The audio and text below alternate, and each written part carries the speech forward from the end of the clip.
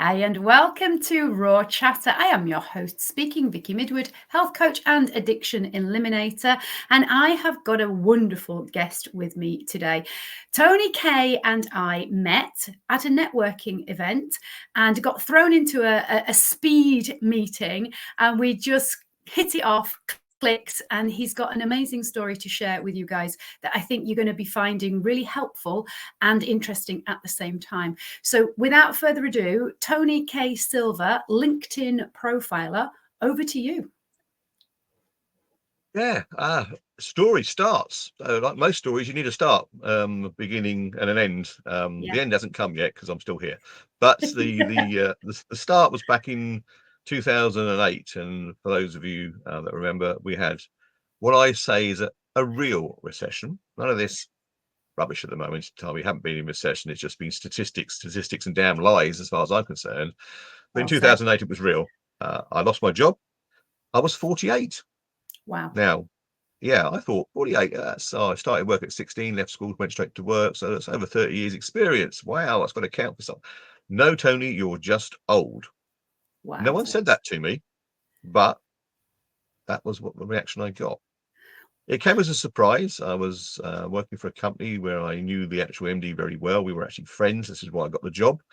Right. And the actual meeting where he had to let me know he was letting me go was horrendous. Absolutely, both of us sat there in silence for 10 minutes. We couldn't talk. Gosh. Can I ask you, did you have an inkling? Was it at the back of your mind that it could happen, or was it a complete bolt out of the blue? No, unfortunately, it was. We were in the building industry, and realistically, when that recession hit, people stopped spending money. They closed down sites, etc. So everything I was doing was no longer relevant. There was a wave of redundancies. They put us through the proper process. He did everything correct. I escaped the first lot, but I couldn't escape the second lot. So I had an inkling it was coming. It's still an absolute massive shock. The phone call to let my wife know was one of the worst things I've ever had to do. Wow. And yeah, I had a pity party. I blamed everyone else apart from myself, but I let that When go. you walked out of that meeting and you'd just been kind of given the news and had that hard, probably really uncomfortable conversation for both of you, can you remember how you felt when you walked out that door and kind of went, "That's it"? I had to get out of the building Right. because I'm a professional, and I didn't want people to know. I seriously didn't want people to know. I was also one of those people that wanted to literally work up to my final day. I didn't want to sort of cruise through the last bit and sort of stand around whinging, etc. I wanted still to give value. But yeah, I went outside and I made that phone call, and the boss has said, take a break. I said, yeah, but I'll be back in. I'll be back in within the hour. Just tell people I've gone to site because that was part of what I did. So it was an easy excuse. Yeah. And I just sort of, for the rest of that day, it was difficult, but I just stiff upper lip British, maintain that decorum. Yeah, when I got home, as I say, the pity party and but I soon realised afterwards the only person that could do anything about it was me, and therefore it was pointless having all these emotions and negative. Because that's never going to help you. I think you need that pity party. I think you need to get rid of all that excess bad energy. Absolutely. But you've also got to turn it around really, really quickly. And that's a really good point that I'm just going to pick up on there, because we can very easily get lost in that quagmire of self-blame, self-criticism, blaming everybody else, the world, circumstances, and where do you go with that? The answer is nowhere fast. So could you find that just talking it through with your wife was helpful, or did you kind of just keep it to yourself and go through all of the emotions and not really say a great deal? I tend to keep stuff to myself. She's just had really bad news. We don't need to sort of dwell on it. She needed, because we don't have kids, so at least we didn't have kids to worry about. So we had a house, we had a mortgage. We had to, because it was also a very good job, very well paid. Yeah. We also had that looming, impending, that also I'm going from having a nice bit of money coming every month, disposable income, to, oh my God, it's going to be job seekers allowance. Wow. And she's a teacher in a school, so she's not paid over the top because obviously teachers are well underpaid. Yes. So there was thoughts about those sort of things. I'm a very practical and logical thinking person, so I'm thinking, oh, right, okay, we've got all the logical things to think about, all the practicalities. So having that pity party can't last. I've got to put things into place. Obviously, I need to find a new job. That's top of the list. But I also realise that it is a big recession. There are probably less chances of finding a job initially, and therefore, what can I do to mitigate the issues that we're going to have? And And as just that process, I guess, of you haven't had to even think about applying for a job or what it entails or an interview or anything for a heck of a lot of time. and that was a big problem. I don't Yeah. like the word problem. Scrap that. Delete it. Challenge. It Challenge. was a big challenge. Yes. And the challenge is that exactly what you're saying, Vicky. I hadn't been in that position for quite a long time. I'd changed jobs over the last 20 years previous to that because I wanted to, not because I Right. had to. Mm. And therefore, all the sort of the old-fashioned ways of doing just didn't seem to be there anymore. No. And then I learned some other very interesting stroke disturbing facts. So one of the things that I found, and for any of those of you that are in that situation, there are some executive job clubs out there. Do a Right. little Tell us Google more. search. I found one. I joined it. They are a charity. There's no money involved, but they Right. basically put you through a program, getting you ready for Brilliant. what what it is you need to do, and therefore the traditional joining all the various different websites. I'm not going to mention them. No. It's okay, but it's really not that clever. I used to go around dropping my CV through. I live fairly close to a large industrial estate, so all the old-fashioned things. But they said, actually, you're wasting your time, Doesn't which was a work bit that of a way. doesn't work that way anymore. Yeah. And they use two words. You need to go networking, and you need to start using LinkedIn properly. Well, networking Right. to me, it being a sort of, What's I know the that? word, but it's something to do with IT and cables in the ceiling, isn't it? Networking. What's that? Why have I got to get involved in that? That doesn't make Yeah. sense. Yeah. Obviously, I fairly soon found out it was going to hotels, meeting strange people, which was very scary. Also learned that 70% of all jobs that I see weren't real. They weren't there, Oh, which what do you was, mean? Tell us well, more on it's a bit. that. Think about when you go past a house that's been sold and they leave the boards out for quite a while, etc. Yeah. Same thing, a job would probably already been It's gone. taken. It was never there to be taken. It was an internal promotion, but they had to do by law. They had to advertise it, etc. Right. I And get they you. said, yeah, about 70% of all jobs that you look at, they're not there. Applying for them is pointless. Wow. So that isn't a great tactic. That's a But hell of a yes, blow, networking, isn't it? it's massive. You Yeah. think, oh gosh, I've joined all these websites and I'm applying for all these jobs, but realistically, are they actually even considering taking people on? Wowzers. And when I did find jobs, or not jobs, but I found interviews, etc. A lot of them through agencies. At the end of the day, I joined agencies to find Yeah. and help me, etc. But I kept getting sort of positive feedback, but a little underlying issue that I was too experienced. Right. They Too don't they much never used experience. yeah, Yeah. they never used the word old, but I mean, one of them come back and said, "Look, the owner's been very, very honest and said, you scare them.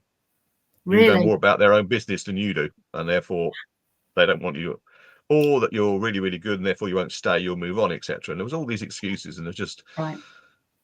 gosh, That's a conundrum then, isn't it? So you've got all this experience. This is a whole new world searching for a job. And then you're suddenly told that actually you're too good for what we're looking for. It's like, where do you go from there? well, it's, I mean, do you dumb yourself down? No, No, no, no, no. no. So I thought, right, okay, this networking thing and this LinkedIn thing need to be looked at seriously. No, I don't have any money, and I often put in the line that I was sponsored by Job Seekers Allowance, so that was my budget, and everyone laughs because everyone knows that I think Yeah. it's £33.60 a week or something, in absolute insult. Mm. So I started getting into networking events with the actual club. Had membership of the local chamber of commerce, so we could go to those free of Right. charge, and that's how I started. And I started to meet people and tell them my story, and they want you to help. Brilliant. Maybe not directly by giving me a job, but they, No. okay, networking. Oh, I go to this group, I can get you along. And I Right. kept pointing out that I had no money to pay for this. Come along as my guest. And then I started to do something very old-fashioned, a word some of you may not even know if you're younger. I bartered. Oh, really? Did you? Yeah. Tell Because us I got more. trained on LinkedIn. So one of the earliest things I did was I found a LinkedIn trainer. It was actually through the Chamber of Commerce, and he listened to my situation. He taught me everything he knew about LinkedIn. He introduced me to a group of LinkedIn trainers who I still belong to, and said that you can use this as a bartering tool because you've got no money. You can't afford to go network events, but you can offer to give the organisers a bit of training, or maybe give them a few hints and tips, or maybe eventually start doing little 5-minute presentations, which originally was a no. I didn't want to speak. Oh no, that's scary. Totally out of Um, your comfort zone and what you've been used to doing now before. now Yeah. you can't stop me speaking. So it's a complete it's a complete change in that period Yeah. of time. Total And yeah, 180. it started to work. I did find myself a job, Right. but it was about having built relationships, which Yeah. didn't surprise me really. And that I'm just going to ask you to explain a little bit more to people who don't necessarily do networking and know what it is. I love the way you described it earlier of just going to hotels and meeting strangers, but it's about you not trying to sell. It's about you not being pushy. It's about you actually just being you and having conversations, isn't it? And getting to know other people in the room, because it's not necessarily them, but it's who they are connected to and who they know. As you said, they introduced you to groups who then introduced you to other people that they knew. And it's this connection thing that I think is so important. When we had lockdown, we were able to do it more online. And now I think we're in a great situation where we've got the best of both. We can do online networking and we can do in person. So it's definitely something that if people aren't doing it, start to explore what's out there. And as you say, Chamber of Commerce is a great place to start, isn't it? As I say, it had lots of people, but it is, even to this day, I see some horrendous networking. And as you say, I tell people it's about building relationships. So Yeah. is the platform I'm an expert on, LinkedIn. Right. You know, it still happens. I mean, we'll get it. We connect to someone, and by return, they send us a sales message, Yeah. and you think this is the same as walking into a networking event and getting a machine gun out and splaying your business cards around the room. Yeah. Why people still do it, and I don't know why they think it's going to work. And I say to people, I've been networking an awful long time. I'm highly experienced at it. For the average person, it can take 3 to 6 months for Yeah. networking to start to work. So those of them that go to events a couple of times and say it doesn't work, well, you haven't given it a go. You've got to build, and there's that famous know, like, and trust line that's involved in networking. But it's true, they've got to know who you are and what you do. They've got to, people buy from people, so they've got to like you, and they've got to know that they can trust you, because when you refer people, recommend, or signpost, and whichever words you want to put to that, it's your reputation is going on the line. And Absolutely. therefore you've really got to be, confident that the person's not going to do something wrong, etc. So it takes So some on time. that note of the time span then, so from you joining some of these networking groups, Chamber of Commerce, doing the training on LinkedIn, and then offering stuff for free to others, how long did it take you? How long was that whole process? How long were you on the job seekers thing? But the first time it was about 3 or 4 months. And I say I got the job because one of my clients, when I was working, um, we built a relationship, which is Right. what you do. It's all Yeah. about relationships. He got laid off. He was a victim of the same thing. He got a job, and he, in that role, needed someone to work with him. And he just said, I want Tony. You Brilliant. know, didn't even know the job existed. I just got approached by them saying, we've been told to reach out to you. Could you come in and do a presentation? They put me through the mill. But ultimately, that's how I got the job. It was Amazing. because of a relationship I built with someone. It only lasted 18 months. It was with the charity, and the funding ran out. So, I Right. mean, there's a tale to be told there. And the next one was probably almost a year. I got to the point where I was probably going to lose my house at one stage. It was getting Gosh. really desperate. Um, Things hadn't really got better. Um, I was still networking voraciously. I was, trying to help people on LinkedIn. Um, but it was for the Chamber of Commerce. Eventually, I kept persistence. Every month I go, and then guy that run it said, "Look, actually, the free places have run out now. You've used them all up." Oh, he said, he said, "You always add value to the meeting. You always come along, give people LinkedIn tips and help. He said, you're a valuable part of our community. You can come as my guest." He said, "I'll get you Brilliant. signed in." Um, Fabulous. and every month I said to him, "Great, you got any jobs? Any jobs going at the chamber?" And, every month I Yeah. said it, and every month he'd go back. And then one month he said, "Yeah, I've told my boss yet again, and she said she just loved your persistence. Could you give her a call?" And I did. Wow. Um, she said, "Can you come in for an interview?" I said, "Yeah, I could be there in 15 minutes, literally, because it was that close to where I live." She Right. said, "Well, give it an hour, but because your tenacity and your persistence, yeah, Yeah. come on in." And at the end of that conversation, I had a job. Amazing. So it is persistence. But if I had given up, like a lot of people do, Mhm. some wonderful little memes on Facebook and other things about people getting so close to being successful and turning around, and they were just Yeah. literally. I kept every month. I kept asking and asking, and eventually, It's tough though, isn't it, on an emotional and mental level, to be able to keep going, even though you're not necessarily seeing anything in terms of rewards, particularly for what you're doing. It's a hard thing to be able to carry on for the majority of people, isn't it? yeah, I mean, as part of my talk, the resilience obviously comes into it, and I Yeah, say you absolutely. have to be. You can't not have that resilience. You are going to get knocked back. You are going to go down some blind alleys, etc., etc. But as long as you use two words, which I still use in my business, I say, look, unfortunately, I use two four-letter words in my business. Everyone goes, "Ooh, yeah, No, it's no, help and give." you can hear. Help and give. Those are the two words. They're totally inoffensive, but that's what I think you Right. should go in with. Yeah. I try and help people, and I always give. And because I kept doing that, and I had a reputation for it, that's what kept me going. People were still inviting me into the meetings. I was learning about new ones. Mm. Um, they then started, you know, you need to think about speaking and doing a little 5 minutes, etc. So, but yeah, I can see why people give up. I really can. But Yeah. I don't. Failure was not an option. I was going I to say was I was that. 48. I was now second time. I was now 51, and it was Right. even harder.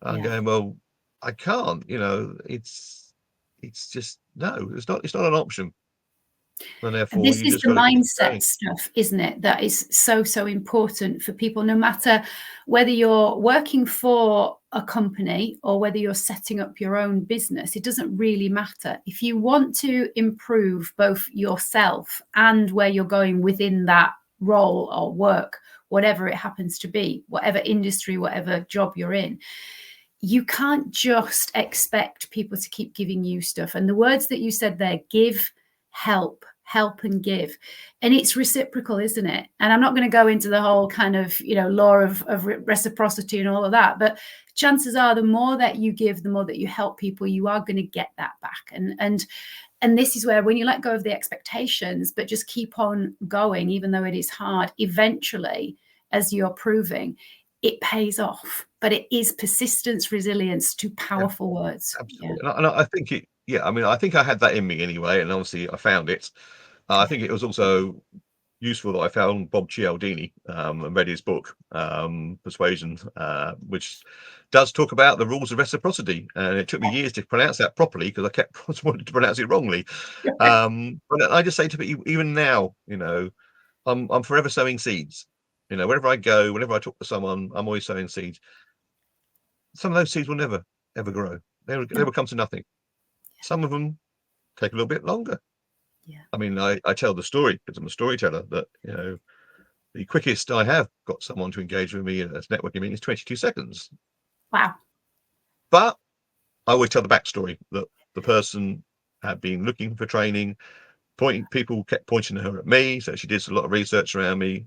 Then she met me, and she just had a couple of questions just to verify, and What it was was it? yes. Yeah. The other side of the coin, it took a guy 10 years before he came out and wanted some training. So it Wowzers. has to be right. But I planted the seeds and continuing planting seeds. I'm planting seeds today. I'll plant seeds in the meetings that I do. Some of them will develop into things, others won't. But unless you keep planting those seeds, and my seeds are always by giving and helping people, that they will remember you.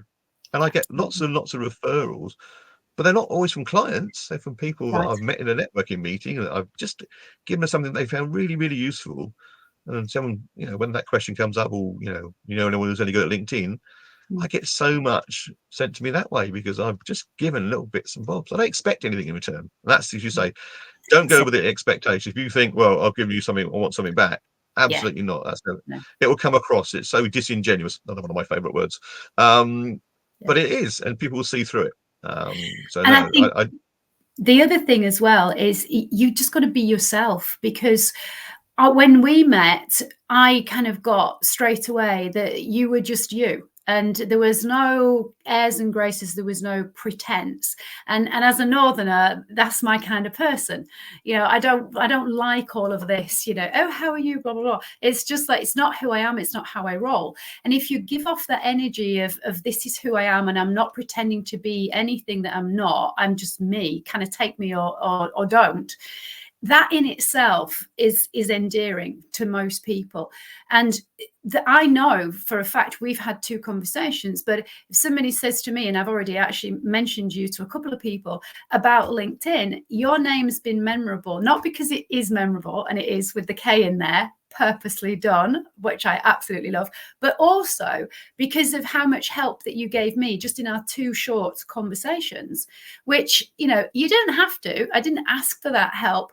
But when we got talking about it and you offered it, I just came away and I just was like, wow, I really like this guy. And that is what comes across, I think, more than anything. And that, I think, people need to take on board, because it's about you being true to yourself and actually living in integrity. You do what you say. You are oh, helping. yeah, You are giving. yeah, no, absolutely. And I just think that I think it's the right thing. Sometimes I might give away more than I should do, but I don't have a major problem with that. I might have to rein it in from time to time. Yeah, I am me, and I'm not everyone's cup of tea, and absolutely, completely agree with that. I love people in New York, which I do a lot of business with, because I say to them, "You're just blunt." And they go, "Yep." Yes. I don't care. They tell it like it is, and there's no, there's too much fluff in this country, and I there's too agree. much, as you say, too much politeness. And there's certain networking groups I go to. I'm going to, not one today, but I need to book it. I go there because everyone's honest. I go there Right. to get the barometer of how the local business actually is, because no one's going to tell me lies. There's none of this, oh, things are fine, when you know damn well they're not. They're lying. And you can be open, you can be vulnerable, you can say, well, actually, it's been pretty shit for the last 3 months. Right. You can do that. And some people are just scared of doing it. Yeah. And I think that if you're not honest, it doesn't really, really work. I Being think the problem that we have, being vulnerable is not a problem. Asking for help is a sign of strength, not a sign of weakness. There's all these things I keep telling people, you've hit the but some nail people on just the don't get head it. though. That is something that, it's very old school, isn't it? That asking for help is a sign of weakness. But I know that was the message that I got from my dad, from his era, for sure.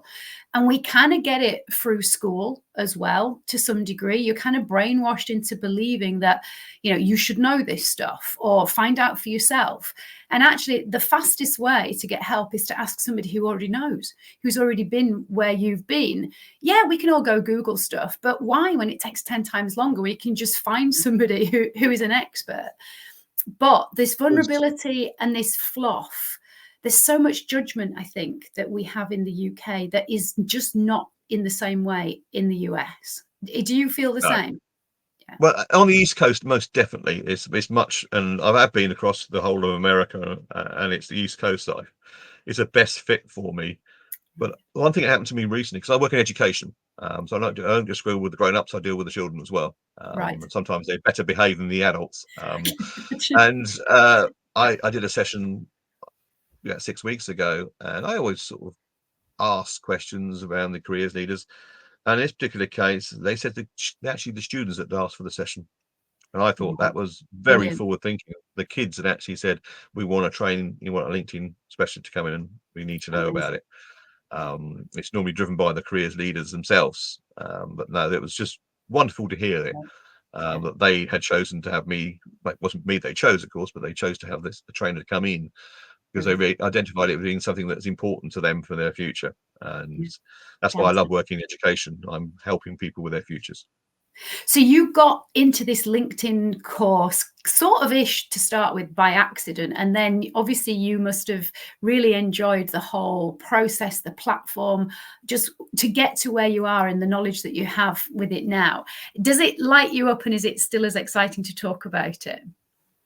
Yeah, I mean, it is, and I think, I never believed in karma and all that, but I think it certainly kicked in that I'm now an expert in a platform which is brilliant because Yeah. I don't have any restrictions. I say Right. 16-year-olds, I can go into schools and teach.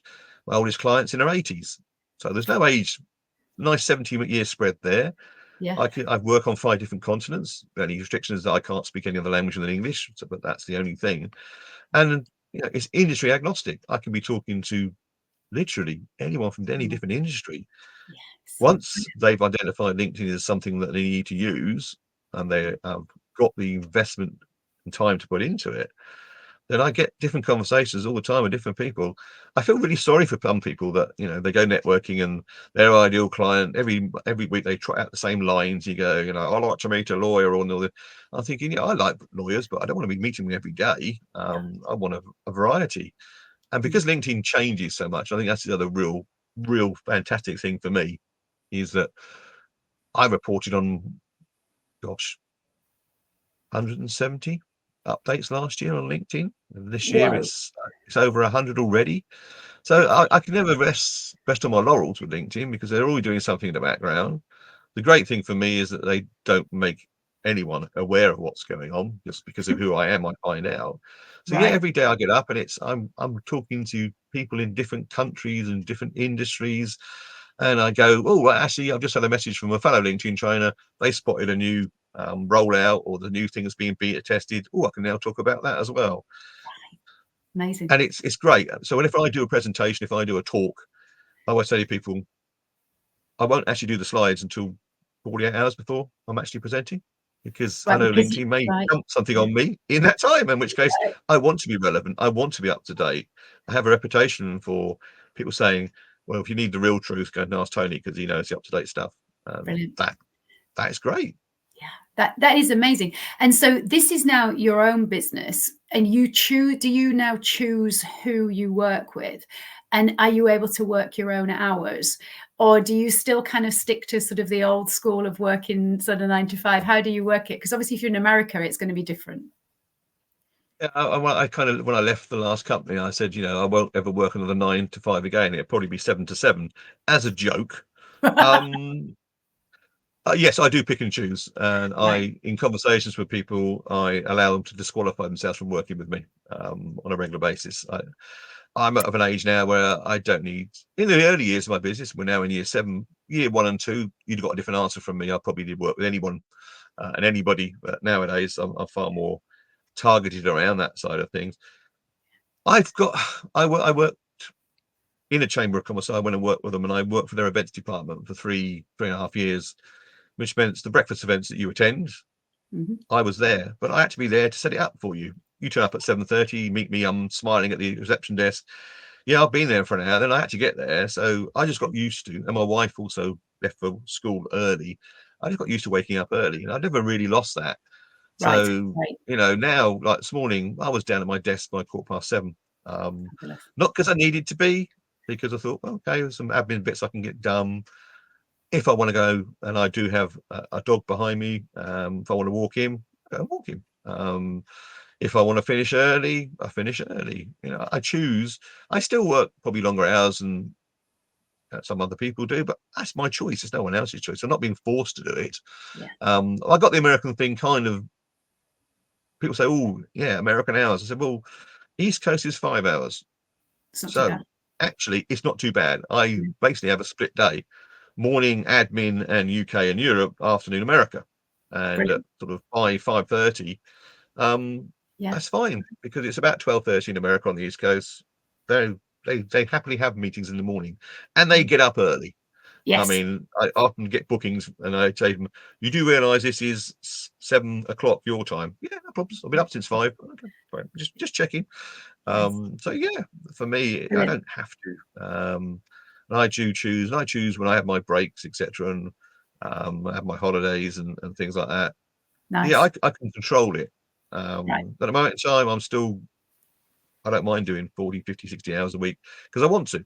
It's not because I've got to. And that's the big difference, isn't it? It's because you're not choosing to. And I'm guessing that, a bit like me, when you really love what you do, it doesn't really feel like proper work anyway. It's like, I get to do this. I don't have to do No, it. I get to. Yeah. I mean, yeah, the ultimate is the speaking side of it. I mean, yeah, as I said years ago, oh no way you'd have got me. But now, if I have the opportunity to run a workshop or speak on stage, etc., Yeah. I love it. And you talked about addiction. It's an addiction, but I always say to people, it's one you need to consider because I Absolutely. get paid for my addiction. Most Yeah. addictions, you have to pay for them. Yes. Yeah. Who's the Absolutely. fool here? You know, And this is where we recognize that addiction doesn't always mean a negative word. It can be very, very useful sometimes. So if you could speak to the Tony who was sat in the office with his boss slash friend on the day that you got the news, and you kind of knew what you know now, what do you think you would say to him?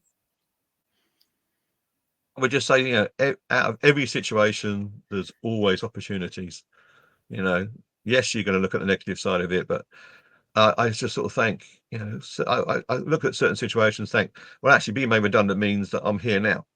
Right. And all the bad things in my life, I wouldn't be here now if they hadn't happened. Right. So, Exactly. I would probably still be working for somebody else. Oh my God, please no. And I would be sort of, oh, I'm 64 now. When can I retire? Yeah. I'm 64. And people ask me, when are you going to retire? And I go, in my Yeah. 70s, if I feel like it. Right. I'm not And fussed. that's a I love, wonderful place to be, isn't it?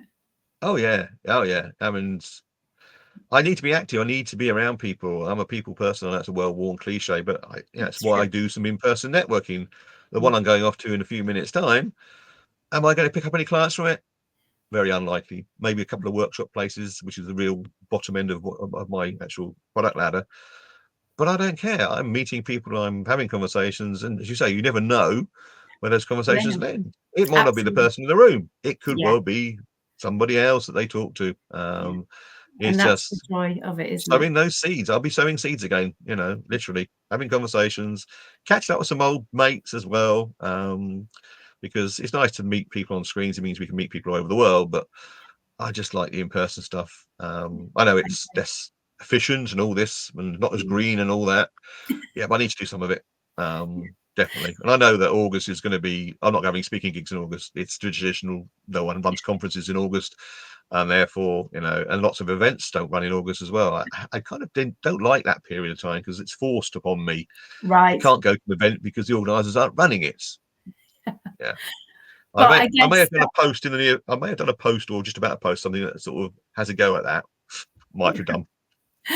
but I think, you know what, over time that may even change as well, as the whole work kind of environment changes, and it will, and it's going to keep on evolving. And I don't think that schools are going to necessarily keep running in the same way that they do with the term times that they have forever. I can see things shifting a lot in the next 10 years for sure. So how can people find out how to get in touch with you and a little bit more about what you actually do in your whole suite of offerings? Where's Tony hanging Well, I've out? made it very simple. I made it very simple for people. And it was another speaker that gave me this little trick. So, yes, my name is Tony Silver. The K is actually my middle initial. So it wasn't dreamt up. I don't wish to be American because some people said, "Oh, you spend some time in America, you've adopted that." No, what it does do, if you put Tony K Silver into Google or LinkedIn, I am the only result. You will only Brilliant. find me, which Yeah. means I don't have to worry about URLs and websites and all this fangled stuff. I just say, look up Tony Brilliant. K Silver on Google. I'm on the first 4 pages, just me. Brilliant. And on LinkedIn, you'll only find me. And Yeah. therefore, it's very easy. Fantastic. So I have a little bit of a tradition at the end of my podcast where I like to ask my guest if there's just one thing that they would like to leave their listener with, one thing that they could take away from this conversation, what would that be? It's those opportunities. You need to step outside your comfort zone, I'm afraid, ladies and gentlemen, because that's where the main opportunities lie in life. I termed a phrase years ago, which I love still. I love using it. People love it. You know, you get into a velvet groove. Oh, it's very comfortable. There is direction to it, but you're not really being stretched or pushed. Are you going to succeed in that velvet groove? No, you've got to clamber outside it and go and find those opportunities. And the opportunities are often in things that are something at the time is devastating wrong for you. You didn't want it, but opportunities become.